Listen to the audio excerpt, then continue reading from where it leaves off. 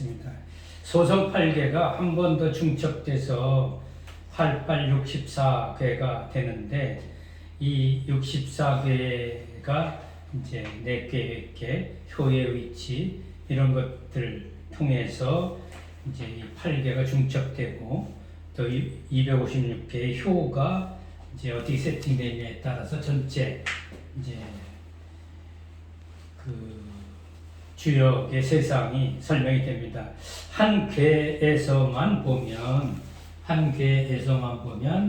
이게 이제 여기 초요에서부터 상요까지 6개의 효가 있습니다. 그러면 1, 2, 3, 4, 5, 6인데, 이게 이제 이런 시작을 초요라고 얘기하고 6효는 상요라고 이렇게 표현해 놓습니다. 그리고 이 효, 이제 6개 효를 보면 밑에 있는 요게 4개고 위에 있는 3개가 외계로 해서 4개 외계를 대비시켜 먼저 설명을 하죠. 그러면 4개는 이제 이렇게 오전, 오후, 4개가 오전이라면 외계가 오후, 또 4개가 창조 시작이라면 여기는 이제 성숙, 완성, 해체. 그리고 밑을 생으로 보면 여기가 성, 이거 체면, 용 이런 식으로 볼 수 있죠. 그래서 아래서부터 135 여기는 양효가 자리 잡을 것이고 2, 4, 6은 음효가 자리 잡을 자리입니다. 그래서 양효가 자리 잡을 곳에 양효가 들어오면 이게 정한 자리다 라고 얘기하고, 음효가 자리 잡을 때 양이 들어오면 이건 부정하다 라고 얘기하고, 그 대신 여기에 음효가 자리 잡으면 이게 정하다 라는 얘기. 그런 식으로 여기까지 되고요. 그 다음에 4개에서 2효는 4개 이게 중의 자리입니다.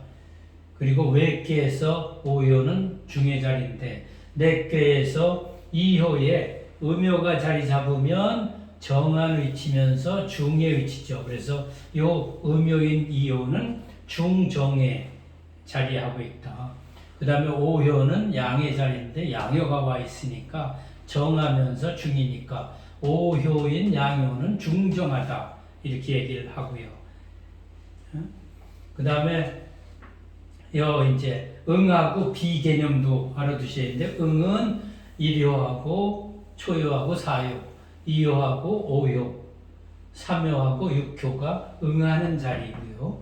비라면 아래의 사이 효 사이의 관계를 견줄 비자 비하하는데, 이 응이나 비에서는 음과 양으로 만나면 서로 남녀가 만나듯이 조화로운 사이가 되는데 편안하고, 근데 음과 또 양과 양 이렇게 되면 경쟁하고 다투는 그런 사이가 되어버립니다.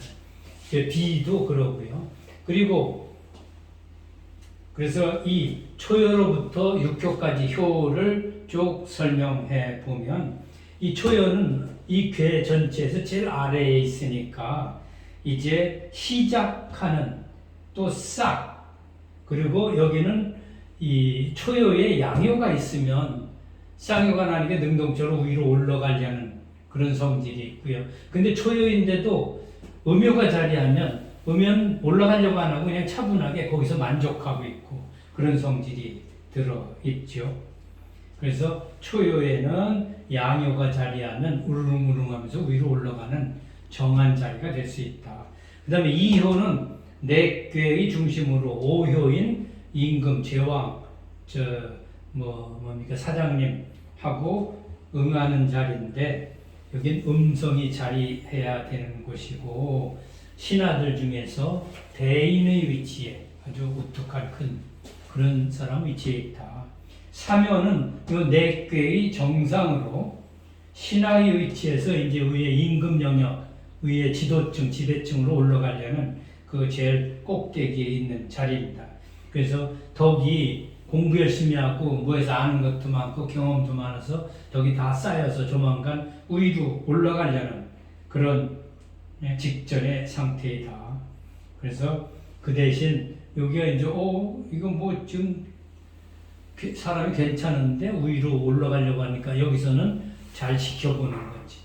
그 다음에 사요는 이제 이 위에 지배층에 올라가 있는데 외궤의 가장 밑으로 오효인 장의 바로 밑에 있는 자리죠. 그래서 오효의 견제를 좀 받으면서 도와주는 그런 위치에 있고요. 오효가 이제 지존의 위치, 제왕의 위치, 지도자의 위치인데 여기서는 아래 2호와 대응합니다. 그리고 육교 상효는 육교에 있는 상효는 하늘에 위치고 이제 괴의 정상이라 조만간 다른 자리로 이전해야 될 그런 위치에 있죠. 그래서 세력이 약화될 만한 그런 자리에 있습니다. 이 6개 효는 이 괴라는 괴덕이라는 면에서는 공업이나 이른업이 똑같은 위치면서 자리는 다 다릅니다. 그래서 이 동공이라는 게면 괴덕, 괴가 뜻하는 이거를 같이 가지고 있는 거지. 근데 각 효는 다 다르다. 그리고 우리가 이제 중정하고 뭐 하는데 나중에 이제 실제로 그 하나하나의 괴 설명할 때 보면 오효가 제왕의 위치고 사장이고 장관이고 대통령인데 항상 그게 나옵니다. 또 건괴 보면 비룡제천이다. 진짜 반듯하고 지혜롭고 건장한 사람이 제왕 자리에 있으니까 딱 제자리에 갔는데 꼭 거기 뭘 붙여놓는 거 아니? 대인을 만나면 기란이라 이렇게 써 있어요. 그 얘기는 혼자 잘나서 천자 가는 게 아니라 밑에 있는 아래층을 다 총괄해서 뒷받침해주는 그런 큰 사람이 있어야 길하다. 우리 이제 요 비룡제천을 대통령이다라고 얘기하면 밑에 국민들 다 이렇게 조화롭게 해서 매칭해주는 무슨 뭐 국회의 여당 대표나 이런 사람들이 이 위치에 있다고 보겠죠. 그래서 요게 이제 기본적으로 대성계의 각 효들하고의 사이를 설명한 겁니다. 그 다음에 이제 64개에서 주역 보면 이제 이런 그림들이 많이 나옵니다. 그래서 그림은 괴가 음양 이런 거로 해서 6번 중첩된 거로 만들어져 있으니까 이 배열하는 방법은 굉장히 많습니다. 그래서 학자마다 이렇게 배열 저렇게 배열하는데 요 나온 게 제일 정통으로 건태리진 손감강권 이거를 이제 4개 외계로 해서 4개의 요게 밑으로 가고 요게 내려앉아서 64개가 이렇게 세팅이 됐습니다. 그리고 그러다 보니까 이렇게 대각선으로 가면서 건건 태택 이렇게 같은 게 중첩된 게 대각선으로 가면서 있죠. 그리고 배의 명칭이 있고요. 그 뒤에 또 64개의 방위에서 앞 시간에서 배웠던 것처럼 이제 64개 방위라는 게 여러분들 칼라로 프린트를 했으면 여기 빨간색으로 되어 있는 게 이제 앞에 후천 8개, 문왕의 8개로 방향을 얘기를 해주고요. 거기에 맞춰서 음양의 성세를 가지고 64방위를 설명을 했습니다. 그 다음에 팔궁계라는 것도 있는데 팔궁계가 이제 그 뒷페이지에 있는 이게 이제 팔궁계입니다. 이 팔궁계는 이제 우리 보면 한나라 때 경방이라는 사람이 괴가 이렇게 진열이 되어 있다라고 설명을 새롭게 64개를 배열하는 방법을 찾아낸 겁니다. 주역이 괴 배열 순서를 음양의 성세를 토대로 새롭게 구성했다. 경괴 그 중에 이제 제일 근간이 된 경괴가 8개의 경괴가 있는데 그 배열을 건진, 감간, 곤손, 리태 이렇게 해서 상이 대비되는 4개 연결관계로 건곤, 감리, 진손, 간태 이렇게 연결해서 했고요. 그 중에 이제 팔궁괴라는 게 있습니다. 팔궁괴는 경괴 이 8개가 중첩된 거를 팔궁괴라고 하는데 거기 보면 중천건괴, 이 천의 건괴 이런 것들이 건건이 2번 겹친 거죠. 배열 순서는 건진감간, 곤손리태 이렇게 설명을 했어요. 그래서 팔궁괴를 보면 뒤에 표를 보면 여기 위에 팔궁괴가 있는데 같은 게 겹친 거. 근데 이 팔궁괴를 놓고서 거기서 초요 제일 밑에 있는 초요가 양이 오면 건에서 양요니까 이걸 음요로 바꾸고 또 진표에서는 양요니까 이거 음요로 바꾸고 해서 초요를 바꾸고 두 번째 거를 또 바꾸고 세 번째 걸 바꾸고 네 번째 걸 바꾸고 다섯 번째 거 바꾸니까 다른 궤들이 쫙 배열이 되더라 라고 얘기한 거죠. 그렇게 오다 보니까 마지막에 이제 네 번째 다섯 번째 하나 둘 셋 넷 다섯 여섯 번째 와서는 어떤 변화를 하는 거 아니?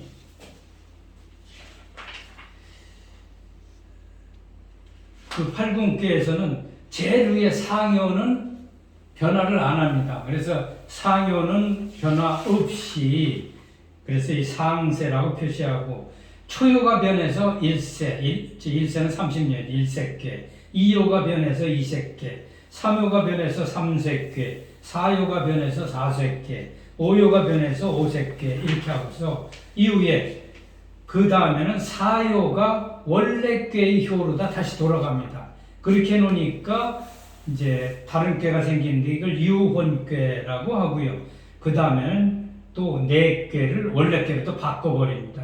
그래서 귀혼께 이렇게 해서 배열을 하다 보니까 밑에 64개가 다시 이렇게 배열되더라 라고 한 게 이 경방에 만드는 괴입니다. 그래서 이것도 배열하는 방법을 그냥 하나 찾아낸 겁니다. 그 다음에 그 뒤로 보면 우리 주역계 상경, 하경 64개 차례가 어떻게 되어 있나 라는 부분이 있는데 상경은 30개인데 건, 곤, 둔 이렇게 시작을 해서 29번째 감, 리, 개로 30개가 있는데 이건 자연현상에 대한 겁니다. 그래서 주역의 상경 또 상권은 자연현상을 하늘, 땅 여기서부터 이제 감, 리까지 나와 있다. 감이 이제 수니까 리는 화고 수화까지 나와 있고요. 하경은 함, 항, 둔으로부터 수화기제, 화수미제까지 해서 34괴가 있는데 이건 인간사에 대한 겁니다. 그래서 함께는 느끼람, 다함자, 떠덧함자, 오래할함자, 달아날 둔자 이렇게 해서 기제, 미제까지 쭉 이어집니다. 그 다음에 그 상하괴의 순서를 뭐 1괴에서 10개 이름들이 나오고 11에서 20, 요건 뭐 괴 이름들이니까 나중에 주역의 설괴전 보면 왜 이 순서대로 배열했을까라는 것을 그거 이제 우리 공자님이 세팅했다는 순서대로 우리가 배우게 돼 있고요. 그 밑에 뭐 분궁, 괴상, 차서도 이것도 다시 이제 배열하는 방법들입니다. 그래서 이게 이제 대성괴에 대한 설명입니다. 이거 마치고요. 이제 다시 한 10분 쉬었다 세팅 다시 하고서 강의하도록 하겠습니다. 수고하셨습니다.